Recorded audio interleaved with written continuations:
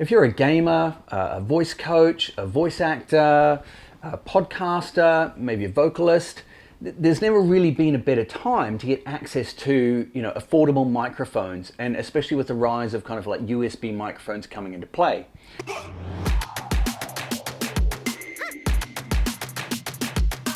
The Titans have always kind of generated their energy towards the Shure, SM7B, which is an XLR microphone, or the MV7, which is a USB microphone from Shure, and that's kind of been the go-to for everybody that had a little bit of money. They're not particularly cheap, but they are very good at what they do. Today we're going to have a look at the Maono PD400x, which is a more affordable microphone coming into the market that really is trying to take on that kind of space in the market where you want a good quality, good vocal representation microphone that you can use.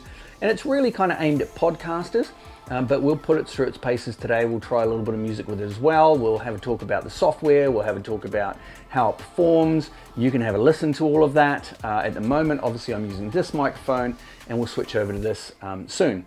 The DM30 I reviewed recently. I'll put a link somewhere around in that you can check that out. That was a great mic, budget, aimed at gamers, but also tried a little bit of music on that and had no complaints. Also had really cool LED lights, which you'll see on the video for that one. The PD400x is either a stand-based or a boom-based mic. And I'll tell you what, when I was coming up through the music industry and all I had was a 4-track recorder, no digital, and I had a couple of SM58 from Shure microphones that we would like huddle around the drum kit with, and then put it in front of a guitar, and then put it, sing through it. It was insane, but we made it work. The SM58 was great. These days, to have some of this kit is just a dream. So let's have a look at the PD400x, do some listening, and you can really decide for yourself what you think. So what comes in the box of the Maono PD400x? You get the microphone, you get a solid steel stand, which always impresses me because it adds so much shipping weight to these things. They could try and get away with something a little bit lighter, but they don't, which is a sign of quality. You get an XLR cable, pretty standard female male plug, and you get a pop stopper, which is a pop stopper, a foam cone, a windbreaker, whatever you want to call it. It's really just a plastic foam cord that just goes over the end to stop all of your coming through on the microphone. You also get a USB-C cable as well. So USB-C cable, XLR cable, pop stopper, microphone, and stand. That's pretty much what is in the box, and that's really all that you're going to need to set up and get going. This obviously is a hybrid, so you can have the USB-C and the XLR depending on which one that you want to use. So if you have a mixer or an audio interface, you could use the XLR. And personally speaking, I think you'll get a better, better frequency output, better overall sound experience with the XLR than the USB-C. At the bottom as well, we've got our 3.5mm jack plug, which is where our headphones are going to go into.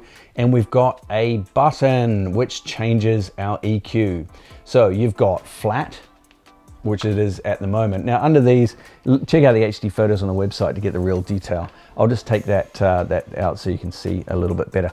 So when you press it once, it goes from flat to high pass filter. And high pass filter just kind of blocks off a little bit of that bottom end. I'm not sure exactly which frequency that kind of stops off at, but it filters out a little bit of the bottom end boom. And then you've got the presence boost, which is the next one. So hit it again, you've got presence boost, which lifts up like around your 3 to 6K frequency, which is really where your vocals sit. And then that means that that your voice might be, it just sits up a little bit higher than some of the other frequencies that the microphone is capturing, which might be helpful for you. Hit it again and you get both high pass filter and presence boost activated at the same time, and so you kind of roll off a little bit of the bottom end, lift up a little bit of the vocals. Personally, I just kind of liked using it flat, and that's the way I preferred it. So the green little light, now that it's back on, when you hit it, there you go, high pass filter, presence boost, and high pass filter, and then back to flat. So those are the options in the EQ off the microphone itself. On the front there, you've got your mute button. So you tap that and then you can see that VU meter experience. So as I speak, if I speak louder into the microphone, you can see that it's going to get right up into the red where it's clipping, which is just in that space there. So it's quite good being able to kind of visually see, okay, so that's that's pretty good actually. That's about where I want to be talking. I'm just hitting into the bottom zeros, just trying to hit around that 0 dB if you can. But at least you get kind of like a visual indicator on whether you might be overcooking it or not. So that is what happens there. I'm just going to mute that again there briefly. Now, this button on the front does a whole range of things. It's a 3-in-1. So when you hit it the first time, it's on microphone. And then if you turn the dial, it controls the gain. So you can go up and you can go down. If you hit it again, it then controls the headphones. So the little blue icon is headphone monitoring, and then you can turn it up or down whether you want to hear more in the headphones or less in the headphones. And then if you hit it again, then you get to do a monitor mix, which means that that little purple, extra bright purple LED that moves around as I'm moving this, adjusts itself between that kind of headphone and microphone mix so that you can make that change as you are listening. So that's kind of the way that works, although I was muted at that point. The only kind of feedback I have that's negative about this so far is that just sometimes when I touch the mic, I accidentally touch that mute. So this is just a touch surface, and every time you kind of touch it, it goes mute and then it goes active. So if you have it, on a boom, such as like this one is, and this one would fit just as well on that arm as well, it's quite easy to kind of grab the microphone and move it, and then find that you've hit the mute button or otherwise. But that 3-in-1 button is really great, and it's so visual, when you're live, that you can see obviously almost like a little circular VU meter. You can switch between that mixing monitor. You can have instant access to your high pass filters and changing some EQ around, and you've got that nice solid bass. Now you can do all of this in the app as well. As in an advanced mode, you can even play with limiter and compressor. So we'll have a little look at the software now, which is the Maono Link software, which comes with this and also works with the DM30. So you can make some tweaks just in the app itself, and then maybe I'll do a little demo of the mic itself, and we'll take the audio from there. So what we'll do now is we'll start switching over to this microphone. I can show you the Maono Link software. Now already, if Marvin, you can switch over the audio about now and just let everyone know that we've switched. Marvin's an awesome video guru that I work with. You should be able to notice a significant difference now. I mean, it should be richer and fuller and deeper, and I'm kind of right up on this microphone with the popper on it. I've got the gain still at 100%, and I'm kind of monitoring with my headphones here to see how it sounds. Again, if I had a mix, I could move between, say, whatever I'm playing through the computer, whether that's audio or other frequencies, and then kind of mix out the microphone and adjust that if I want to. I can do it from here, or I can do it from the software. So looking at the software, which if you've seen my DM30 video, you will have seen before, it has a standard and advanced mode. So when you open it up, it knows what microphones you've got connected, and at the moment I actually still have the DM30 and the PD400x connected. You've got the mute there, so you and then bring them back in. So there's your mute via software. You've got your kind of VU level meters here, and of course you don't want to get to the point where you're starting to peak out at the top end there, which is going over the 0 dB. You've got your headphone volume, which I can adjust from here as well as from that button. There's your monitor mix, and there's kind of your tone split. So you've got deep, and then we can change to natural, and then we can change to something that's a little bit more brighter, which is really kind of just that low pass filter and that presence boost that you get in the advanced mode. So I'll just go back to deep, which is kind of the full sonic range.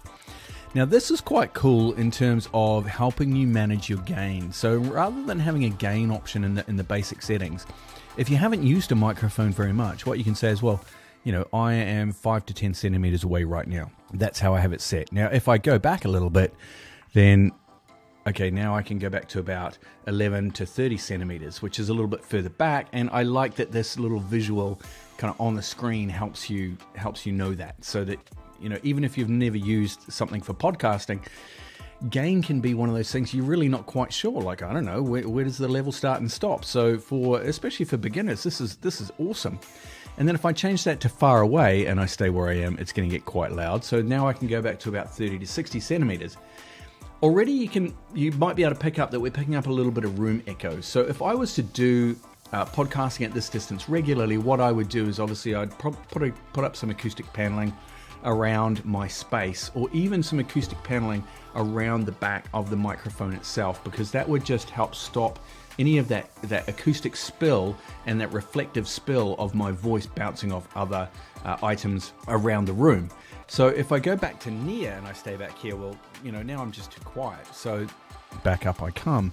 The benefit of being this close is that all of that spill is gone from the room. So one reason you'll see DJs and radio jocks and podcasters getting right up into the microphone is because you do get just voice, just a whole lot of voice, that full timbre from the vocal cords.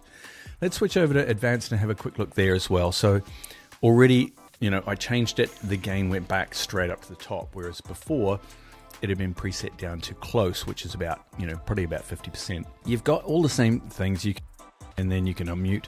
You've got your headphone volume just for your monitoring. You've got your monitor mix again, and then you've got your EQ settings, which, there's your high pass filter, which, kicks in about there, and you can hear that kind of bottom end, the boominess kind of came out a little bit there.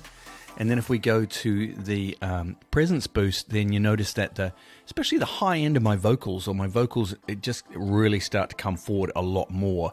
And that's kind of almost the frequency response you can see from that button there. And then if we do both the high pass filter and the presence boost, you kind of get a little bit more of those mids, but not a lot of bottom end, and you get that presence boost kind of picking up and over. Now, I don't particularly like too much sibilance and too much kind of tss.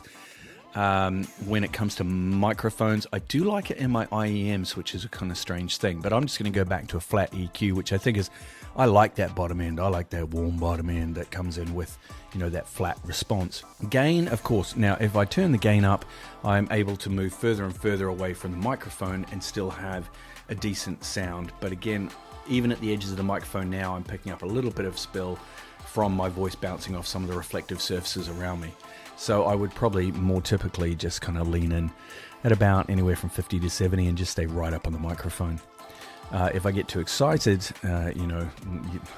you've got options there. So you can limit, obviously, the top end. So if I start increasing this limiter, it's going to start like diminishing the edges of my sound until it kind of almost disappears, because that's based on the sound dB that goes around. And you can also put on some compressor as well on the overall kind of signature. If you think you might be peaking out a little bit, then you can start playing with these to kind of like just create guardrails around your audio.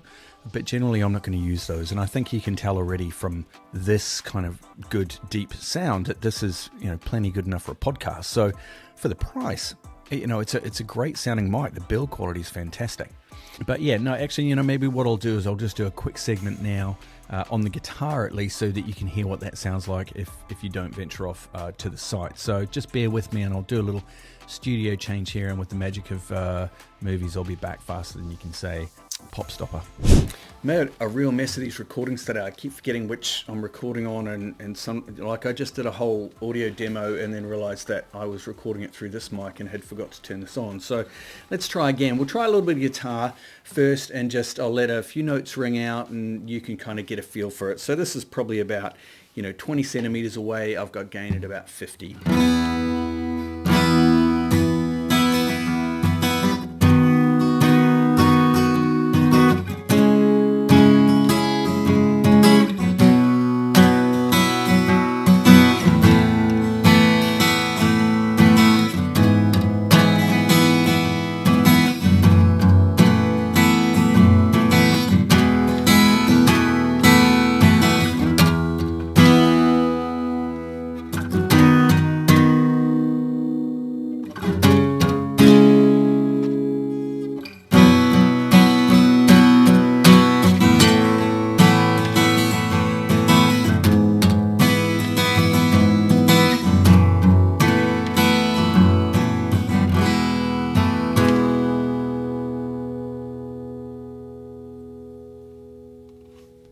Sounds all right.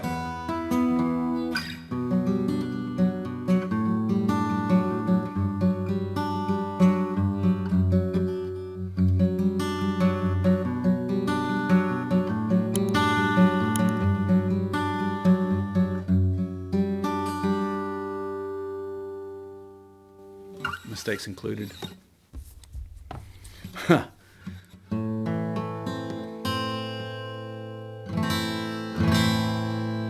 If you could only see the way she loves me, maybe you would understand why I feel this way about our love, what I must do. If you could only see how blue her eyes can be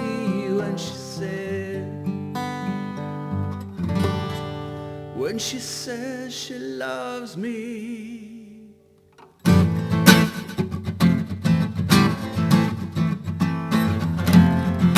got your lies, you got your manipulations, oh yeah you do. Alright! Anyway, that's enough of that. So that's pretty much a wrap. The Maono PD400x, great for podcasting. There's a little bit of music on it. I don't know how that's going to sound at the end. But you know, a great unit with, you know, high quality bits and pieces to it, easy to use, plug and play. I'd opt for the XLR if you can, but at the price, you know, you can make up your own mind with the audio quality. But I think it's really good, and I do think it would be better through the XLR through a mixing desk of some sort. I think you probably get an even richer, fuller sound. Any questions, fire them away in the comments below. Click a link somewhere around here in terms of if this has been helpful for you. And stay safe, happy travels, happy tunes, whatever's happening in your life. I hope it's good. Talk real soon. Bye for now.